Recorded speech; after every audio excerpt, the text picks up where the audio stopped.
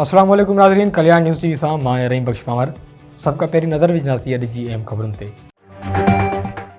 गोलार्ची सिंध जी सक़ाफ़ती ॾींहं खे भरपूर नमूने सां मल्हाइण लाइ गोलार्ची में सक़ाफ़ती सरगर्मियूं उरूज ते पहुतल आहिनि। खरुआ जे स्कूल ऑफ लीडरशिप में सक़ाफ़ती ईद जो जश्न मल्हायो वियो, जिते स्कूल जे शागिर्दनि ऐं शागिर्दनि सक़ाफ़त, तहज़ीब ऐं सिंध जी तारीख़ मुतलिक़ तक़रीरूं कयूं। मज़ाया खाका ऐं तइलीमी अमल खे हथी वठण समेत मुख़्तलिफ़ मौज़ूअनि ते टेबलोस पेश कया विया, जॾहिं त तक़रीब में सिंध जे क़ौमी गीतनि ते रक़्स पिणु कयो वियो। इन मौक़े ते स्कूल जे प्रिंसिपाल जब्बार समो, आज़ाद समो, SUP अॻवान अमीर हसन पंवर, आकाश ठकराई, अब्दुल गनी चन्ना ऐं ॿियनि ख़िताब कंदे चयो त सिंध जी सक़ाफ़त हज़ारे साल क़दीम आहे। तहज़ीबी वरसनि जूं अलामतूं मुहिन जे दड़े मां पिणु अथायूं आहिनि। हिन चयो त सक़ाफ़ती ईद सिंध ऐं सिंधियुनि जी एकता खे उजागर कयो आहे। जरवार वेझो ॻोठ साहिब लुंड में हफ़्तो अॻु फसल जी बेल तां लुंड ऐं बजराणी बिरादरी विच में झेड़ो थियो, जंहिं में ॿिन्ही धुरियुनि जा 12 ॼणा ज़ख़्मी थिया हुआ। उन्हनि ज़ख़्मियुनि मां नौजवान दिलबर बजराणी जी हालत नाज़ुक हुजण करे रहीम यार खान जी अस्पताल में दाख़िल हो, जेको ज़ख़्मियुनि जा सूर न सहंदे अस्पताल में फोत थी वियो। फोती ॻोठाणे जो लाश पोस्टमार्टम लाइ वारिस सिविल अस्पताल मीरपुर माथेलो खणाए आया, जिते पोस्टमार्टम बाद वारिस लाश ॻोठ खणाए विया, जॾहिं त पुलिस तरफ़ां का बि गिरफ़्तारी अमल में न अची सघी। होॾां नौजवान जी फोत थियण बाद ॿिन्ही धुरियुनि में छिकताण वारी सूरतहाल आहे ऐं वधीक खूनरेज़ी जो ख़दशो आहे। मटियारी में गंदे पाणी जे खॾ में ॿुॾी फोत थियल ॿिनि मासूम ॿारनि जी वारसनि सां STP ऐं Sindh high court democratic group जे अॻवाननि जी मुलाक़ात। ज़िले इंतज़ामिया ख़िलाफ़ कानूनी कार्रवाई जो ऐलान।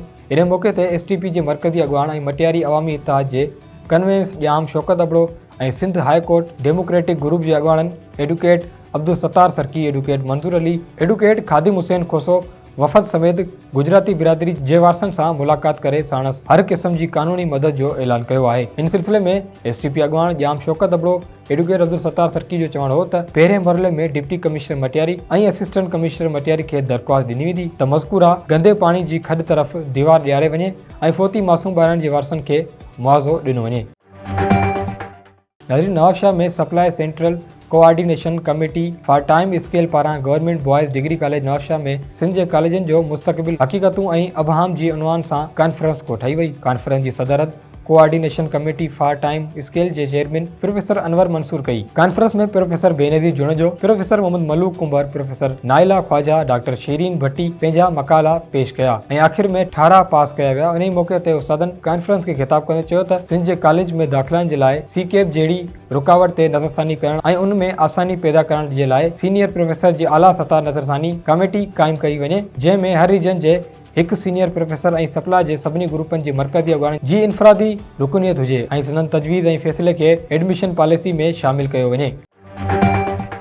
मानवारी सुप्रीम कोर्ट जे फ़ैसिले खां पोइ सिंध पब्लिक सर्विस कमीशन जी बहाली जे नतीजे में आर्ज़ी भर्तियुनि जा इंटर्नशिप जी का बि ज़रूरत बाक़ी न रही आहे। तंहिं हूंदे बि ही ऐवान इन ॻाल्हि जी घुर करे थो त सिंध पब्लिक सर्विस कमीशन में मेरिट जी बहाली ऐं उस्तादनि जी तक़रीरुनि में शफ़ाफ़ियत खे यकीनी बणायो वञे।